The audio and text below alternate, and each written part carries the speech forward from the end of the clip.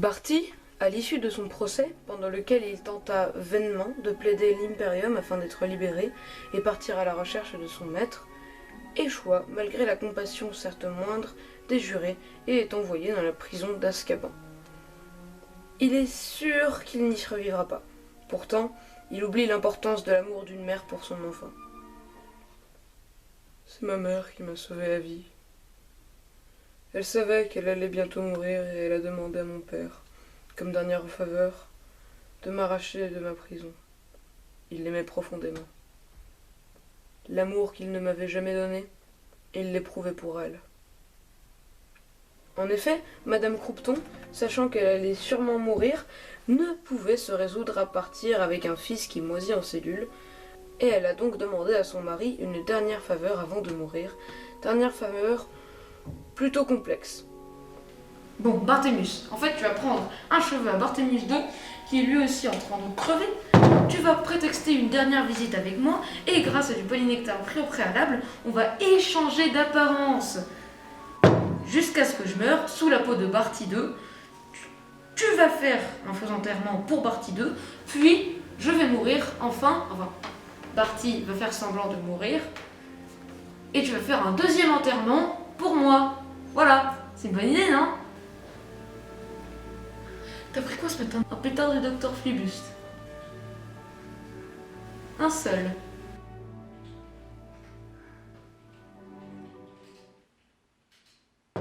Et voilà que Barty est libéré, enfin, son père le gardant en laisse avec les sortilèges de l'Imperium. Mais voilà que les jurés compatissants se mirent à cracher sur Barty Senior, comme quoi c'était horrible ce qu'il avait fait à son fils, et ça a fini par porter un énorme préjudice à la réputation de Barthémius Croupton Senior. Enfin, la motivation de Cornelius Fudge au poste de ministre de la magie acheva de ruiner la dite détruite réputation de Barty, fier directeur du département de la justice magique, transféré à ce moment-là au département de la coopération magique internationale. À ce moment-là, nous sommes en 1981 et s'entamèrent alors pour Barty Junior 13 longues années de quasi-réclusion, 13 ans pendant lesquels Winky batailla ardemment avec son maître pour laisser un moment de liberté à Barty Croupton Junior, en vain. Vint alors la Coupe du Monde de Quidditch de 1994.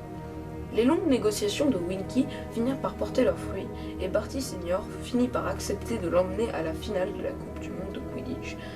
Grave erreur, car Barty commence à résister aux sortilèges de son père. Son père, justement, n'ayant plus de place dans les gradins pour se mettre, charge Winky, une acrophobe chronique, de surveiller Barty Junior dans des gradins à plus de 100 mètres de hauteur. Résultat, Barty profite de la trop grande peur de celle-ci pour chipper, sous la cape d'invisibilité de son père, la baguette magique de la personne devant lui, à savoir Harry. La suite, vous la connaissez. Le campement est attaqué par les Mange-Morts, ce que Barty Junior ne voit pas d'un bon œil. Pour lui, ce sont les Mange-Morts infidèles qui se fichent de Voldemort, alors il décide de leur foutre la pétoche en lançant la marque des ténèbres, symbole de Lord Voldemort.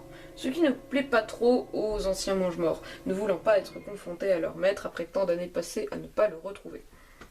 Bien sûr, le ministère a très peur de tout cela, tandis que Barty Senior se lance dans la recherche de son fils, le sachant responsable, avant de finalement retrouver Winky et de la renvoyer pour son incapacité à surveiller Barty Junior. Après son renvoi, Winky sombra dans la bière au beurre, ayant les mêmes effets sur les elfes que la vodka sur nous. Pendant ce temps, Barty Senior redouble de vigilance avec son fils, avant de tout simplement être mis KO par le père de substitution de Barty Junior, en fin de retour.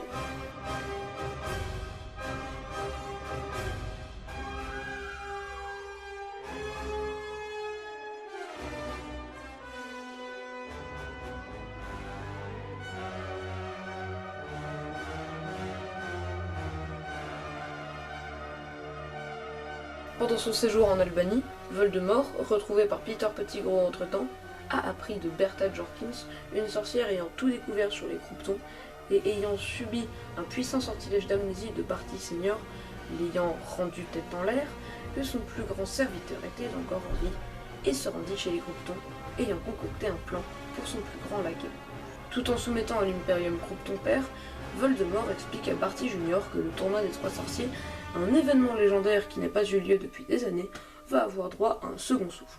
Son plan est simple, faire prendre la place d'un professeur, Maugrey Folleuil en l'occurrence, à Barty et sympathiser avec Harry pour l'aider à gagner, pour au final le faire venir au cimetière de Little Angleton.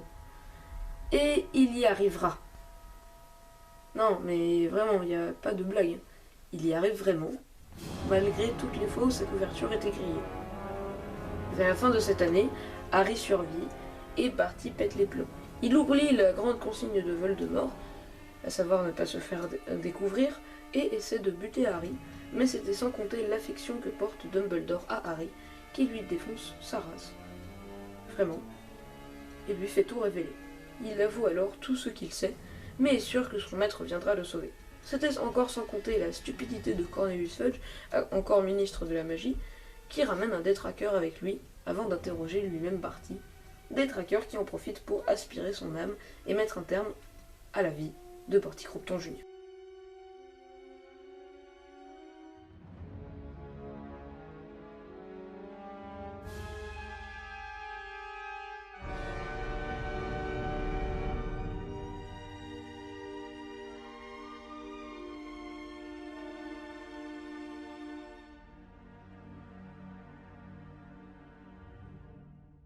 Barty est un jeune homme vif, brillant, mais avant tout mal aimé par son père, à cause de qui il cherchait une figure paternelle, qui fut bien entendu Voldemort. Ce n'est pas pour rien que je l'appelle son père de substitution, parce qu'avant d'adhérer à ses idées, c'est avant tout comme figure paternelle qu'il s'identifia à lui. Au même titre que Béatrix, par exemple, Voldemort impressionne Barty, et c'est de là que vient ce sentiment. Et même si Voldemort n'a jamais aimé personne, je pense vraiment qu'à la mort de Barty, il n'était pas très content, tout comme à la mort de Bellatrix.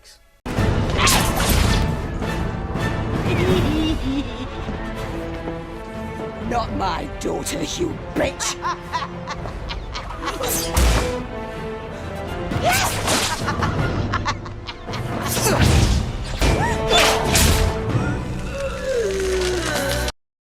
Voldemort est apparu à un moment difficile de la vie de Barty, et c'est en partie pour ça qu'il appréciait tant son idéologie.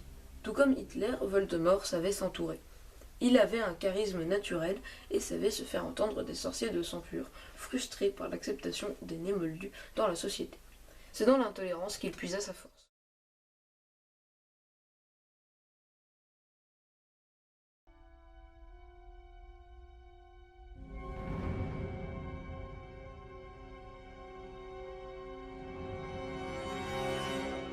Barty Cropton Jr. est décrit, adolescent, comme un homme au visage juvénile avec une touffe de cheveux couleur jaune paille, avec, après Azkaban, l'air beaucoup plus vieux.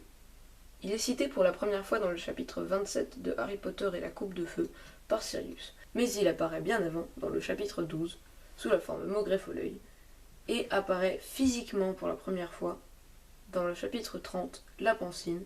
Avoir entendu sa voix dans le chapitre 9 ne compte pas. Sa baguette est en bois de on ne sait pas. Son cœur est composé de...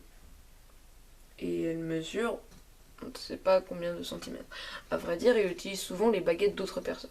Celle de Harry, celle de Maugrey Folleuil, ce qui veut dire qu'il est très puissant. Parce qu'un sorcier n'est pas censé pouvoir utiliser n'importe quelle baguette à son plus grand niveau. Seulement la baguette qu'il a choisie. Dans les films, il est interprété par David Tennant, qui a joué le 10e Docteur dans la série Doctor Who, Kilgrave dans la série Jessica Jones et le personnage principal de la série Broadchurch. Son temps d'écran est de à peu près 8 minutes. Il a des cheveux bruns mi-longs en bataille et une barbe mal rasée. Il est très maigre. Enfin, les films, pour nous aider dans l'identification du faux Maugrey, lui ont mis un tic qui consiste à bouger légèrement sa langue, comme un serpent.